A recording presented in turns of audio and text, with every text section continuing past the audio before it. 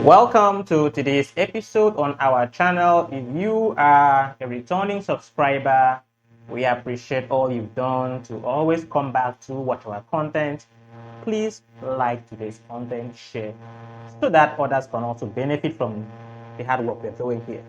And if this is your first time, we also welcome you as well. You're going to learn a lot if you're a first timer. Please kindly subscribe to the channel and turn on your post notification so that if we drop new content, you will also benefit from what we used to do here. So today, what are we going to talk about in today's content? We are going to talk about how you can make the silver crest blender, which is the king of the kitchen countertop, to last you for a very long time. I'm going to start with an illustration. I like illustrations. Let us illustrate with something that is very common, at least to every one of us in this part of the continent, Nigeria, okay? All of us have a generator set. And of course, even though you get an original generator set, if you neglect the basic guidelines, which has to do with checking your oil, checking your fuel, and proper load application, that generator set may not last you for a very long time. It even becomes worse if you got a less functional generator and then you're neglecting the basic principle. Of course, again, you should also know for a certainty that not all generator sets are manufactured the same way. In fact, let us even get further. We have different kinds of automobiles. We have the Mercedes-Benz, we have the Toyota, we have the Peugeot. All of them operate in a different way, but they are all automobiles. The same principles in driving are the same.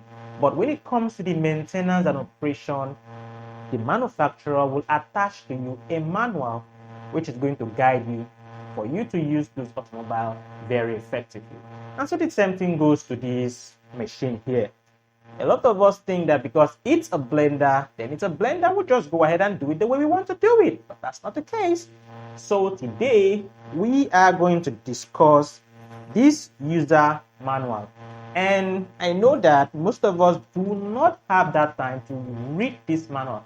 Or even though we read this manual, we misconstrue a lot of things. We don't actually understand the content of the manual. So today, we are going to solve all those puzzles right here. Please kindly like this content. We've actually put a lot of effort to actually be here, and so if you like the content, we will appreciate that. And if you're still interested in maybe getting an original silver crest blender, then you will see our contact down anywhere around the video. You can always come to get one for yourself. So we are going to outline everything into section, and then we'll try to explain the most important ones. There are a lot of them here, so if you want to cover all of them, the video is going to be very long. So we'll take those salient ones and explain them in details. So this is how we are going to do it. We are going to sub it into different headings: the preparation, the blending, then we are going to talk about the caution, and of course the guidelines. So without further ado, let's head straight into the video. Once more, subscribe if you've not, like, share, and please encourage us. So let's talk about the preparation. The first and most important thing you should know is the manufacturer puts here note: for blending, capacity should be less than 1,400 ml, and then water 500 to 875 ml, food 300 to 527 ml. Then it talks about cutting the food items into smaller sizes. What did the manufacturer mean by this? Of course, this is very important. Now, if you look at this jar is actually designed in a way that they are graduated. So if you see, we have 250 ml, then we have 500 ml, 750 up to 2,000 ml. Okay, so now the manufacturer tells you if you want to blend, the capacity should be less than 1,400 ml. That means if you're stocking for blending, what is blending in the first place? For example, smoothie is one of an example of blending, because you're blending different fruit together to make what we call smoothie. And so what is the stocking capacity? It should be less than 1,400 and 1,400 ml.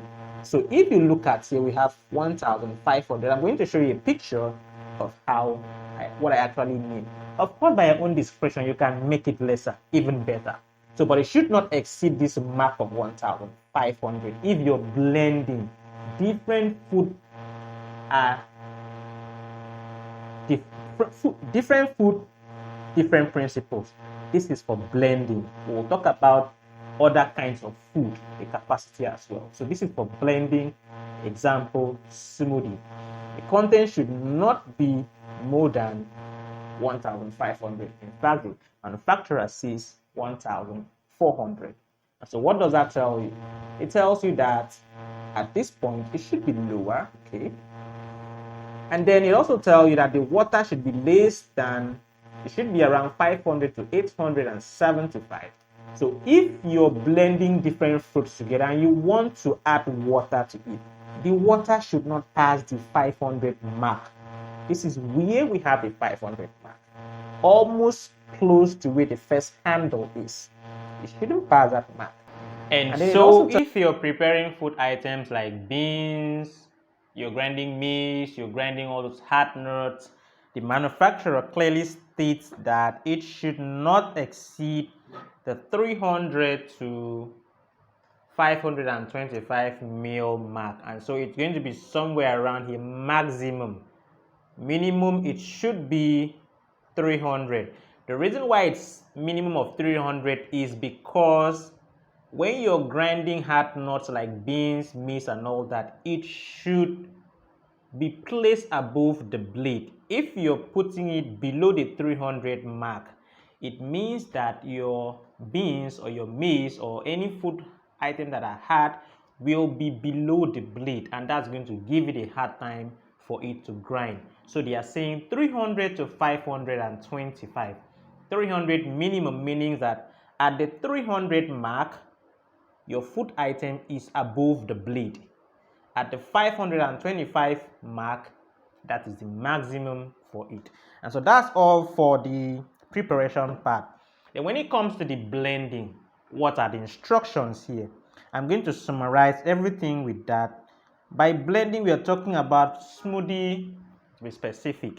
And so if you want to blend smoothie, let's say you have cucumber, you have watermelon, you have pineapple, and you want to blend.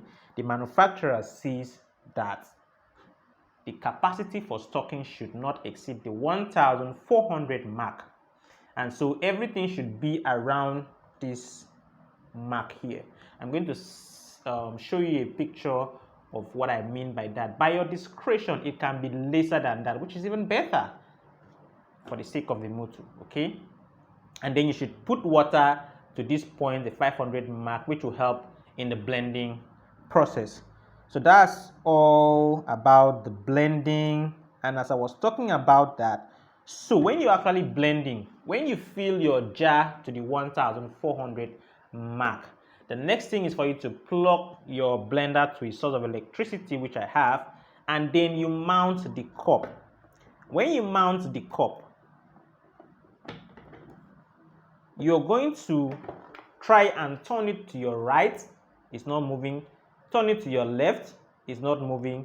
That means that the cup has been well fitted. It is sturdy.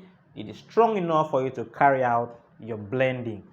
And so one of the cautions is that you should not on the blender when nothing is inside. So I'm going to take the picture off and then show you what I mean by the crushing operation. The instruction here is that the pulse button, you should press this button, the machine will work with maximum power, and that should be done in a duration of 30 seconds. I repeat, 30 seconds. Like I told you earlier, manuals for this blender is different for a manual for a different made of blender. There are some blenders that will allow you to blend progressively at 3 minutes or more than 1 minute, but the manufacturer has clearly stated here that you should do this operation in 30 seconds. It should not exceed that. Okay, so please follow the guidelines and you'll be fine. So by 30 seconds, this is the pause button. You're just going to press this.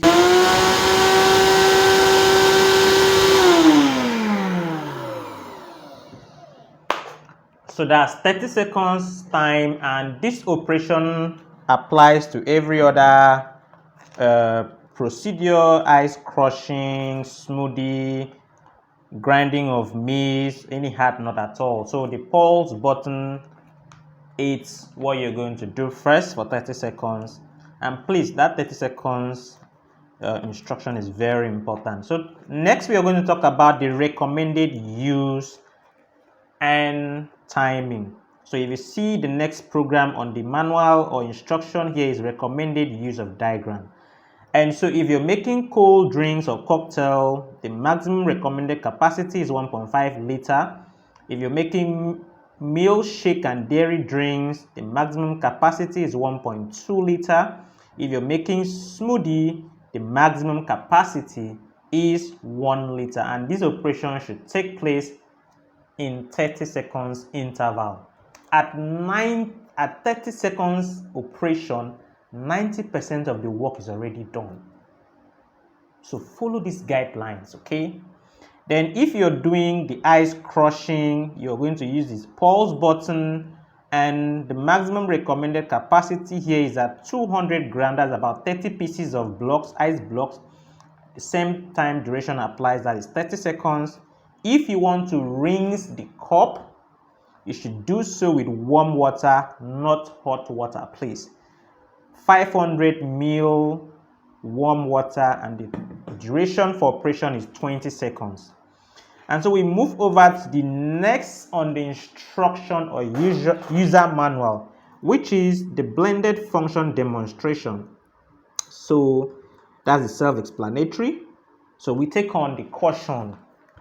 The first on the caution I want you to take notice: maximum time of processing should not exceed 1 minute. I will say stick to the 30 seconds interval. And in order to achieve below processing time, use the appliance with pause and intermediate 10-second pause. What that means is that when you press the pause button initially for 30 seconds, you allow 10 minutes to elapse. You go to the pause button again for 30 seconds, allow 10 seconds to elapse, and then you go over to using the on and off button, and you gradually increase the speed limit depending on what you want to do. So let me quickly explain this speed limit for you, because this is the operation is kind of manual. So if you're using the on and off button, if you're making items like smoothie, you can use the speed level of 8 or 9. If you're making item like grinding beans, all those hard items, you can use the speed level at 13 or 12. Okay, this is manual. There are some machines that will be automated, and then all those will be shown to you. Another thing on the caution instruction here is that do not operate the unit when empty. I had talked about that one. Another one here is do not put hot ingredients into the bowl. Before food preparation, allow food to cool down for a few minutes. So we have talked about that one. Food items that are above 60 degrees Celsius, please do not take it to here. It will not only frost this whole cup, it will also affect the blender, because it will make it to go into overheating switch, and the machine will stop working. Then it also says do not, okay, we've talked about that. For the general instruction, for better results, please make sure that the quantity of ingredient fully cover the blade when chopping solid food. I had talked about that one under the blending aspect, that if you're blending hard food nuts, they say 300 to 525 ml, because if you're putting it below the 300 mark, then your food item, your beans, your maize will be below the blade, and that won't allow it to work properly. So what is the next thing under the instruction manual is the cleaning and the maintenance. Let's talk about that one too. And so kindly please, if you've not subscribed yet, because you may be carried away with all what we are doing here, please use this time to subscribe to the channel if you like what we're doing. If you've already subscribed, like the content, share the content, let the algorithm shoot out so that others can also have access to this content. Then on the cleaning and maintenance, I'll take number 4. The rest are self-explanatory. It says it is recommended to fill it with cold water and then wash the glass. This is a plastic jar by the brush. If you have a brush, you can do that. Alternatively, you can fill in water up to the maximum water level and start blending with 10 seconds. Repeat this cleaning process 1 to 2 times and then the jar will be clean. Okay, the other instructions are self-explanatory, so you can go through that one by yourself. Next on what you should be interested is in the appropriate voltage. It should be around 220 to 240 volts. That's the appropriate voltage. We know our lights here fluctuate, but try to not blend or use this blender when we have low voltage or exceeding high voltage. It can knock off the whole machine and all that. And another one that is prohibited here is that never exceed the maximum capacity. It has been said over and over. We can't overemphasize that. Another one here is that we should never use this product near an inflammable or pressure gas tank. Very important. If your gas cylinder is close by, please do not use this appliance. It's close by, please. That's for your own safety. And another important one here is that never immerse the body of the machine into the water or wash it.